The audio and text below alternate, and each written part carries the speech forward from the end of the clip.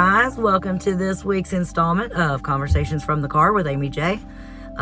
This week we are doing some mental health misconceptions, specifically PTSD. At any given time in the United States, 8 million people are reported to have PTSD. So it is more common than believed. It can happen to men, women, children. While many of us will experience at least one traumatic event in our lives, some will experience more.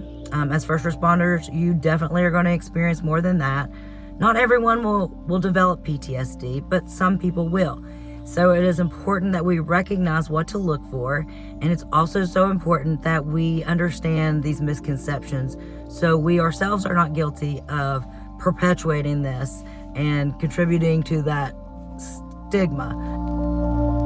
Number one of the biggest PTSD myths is that it is exclusive to those who have served in the military.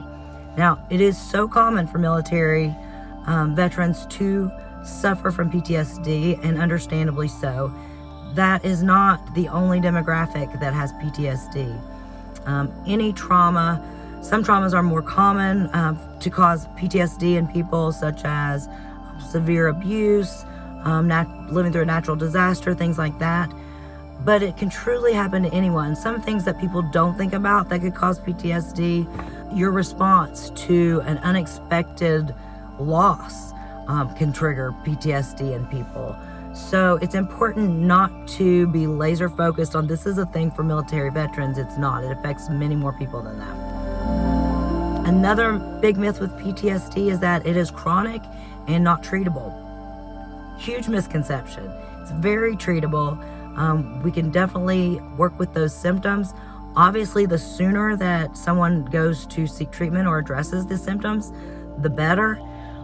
Again, that's one reason that it's important that we don't discourage people when they want to go seek help or address these things. Another thing is that as far as help goes for PTSD, guys, there's so many things that they can try now. There's psychotherapy, like cognitive behavior or CBT therapy. There's eye movement desensitization reprocessing therapy or EMDR therapy. You've got many different kinds of medications that someone can try under a doctor's care.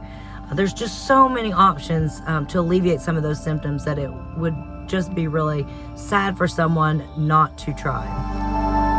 Another big myth, and this is a big myth with a lot of things around mental health, is that it is a sign of weakness to go seek answers or go look for treatment or seek help.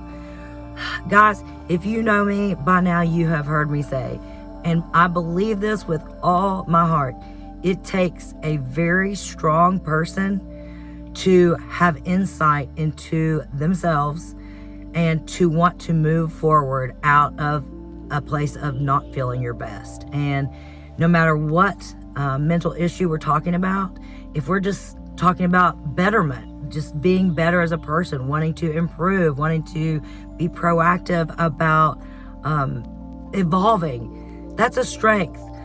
It's so unfortunate to me that people don't understand that, but yes, and I don't want us to ever perpetuate the myth that seeking help or addressing something that's affecting your life in a negative way, obviously that is not negative. That is not weakness. You are extremely strong. And guys, we get one life. Why would we suffer with something that we don't have to suffer with, no matter how we perceive it as big or small, and when we don't have to? Life is too short. With that being said, and with some of those misconceptions being addressed, let's talk about, it's very common if somebody experiences trauma to have nightmares afterwards, flashbacks maybe for a few weeks, and then gradually those things decrease.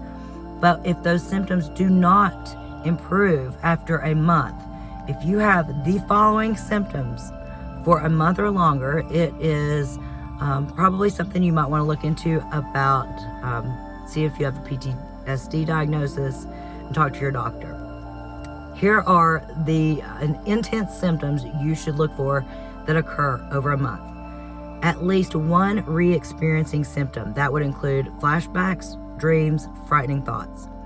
At least one avoidance symptom. This would be avoiding thoughts, feelings, actual locations, objects that are related to that traumatic event. At least 2 arousal and reactivity symptoms. This means being easily startled, feeling tense, difficulty sleeping, mood outbursts, anger outbursts, things like that. Or at least 2 cognition and mood symptoms, such as difficulty remembering details of the event, negative thoughts, distorted feelings, and loss of interest.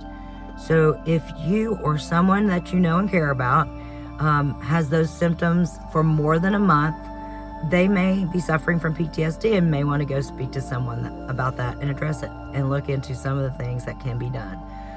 As always, guys, I know this was kind of a longer one. I apologize. If you have any questions or want to discuss this or are interested in any of this, please come up to 5th floor and see me. You know where I am, and be glad to talk to you about it. As always, thank you all so much for everything you do, and have a great rest of the week.